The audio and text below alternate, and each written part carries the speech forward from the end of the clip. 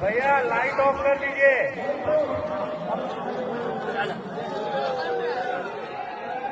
बोलो बोलो बजरंग बली की।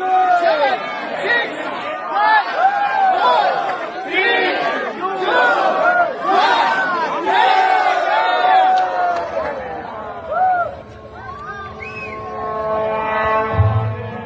సర్వ మానవాళికి రక్షకుడు, మనకు కొండంత అండగా నిలిచేవాడు, మనసులో తలచిన వెంటనే గుండెల నిండా ధైర్యాన్ని నింపగలిగే మహాయోధుడు, అభయహస్తంతో ఎల్లవేళలా మనల్ని కాపాడే ఆ పవనపుత్రుడి ఇప్పుడు మనసారా స్తుతించుకుంటూ శ్రీ పంచముఖ ఆంజనేయ స్వామిగా అవతారమెత్తిన కథ దృశ్య రూపంలో తిలకిద్దాం రండి.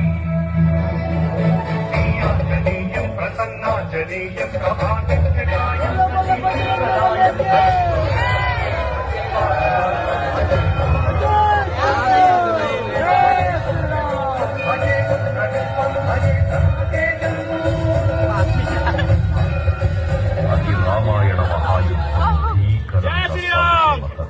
శ్రీరామచంద్రుని సారథ్యం వానర సైన్యంతో విజృంభిస్తూ లక్ష్మణ స్వామి తనతో పోరాటం చేస్తున్న రావణుడి కుమారుడు ఇంద్రజిత్ తలని బాణంతో ఒక్క వేటుతో వేరు చేశాడు.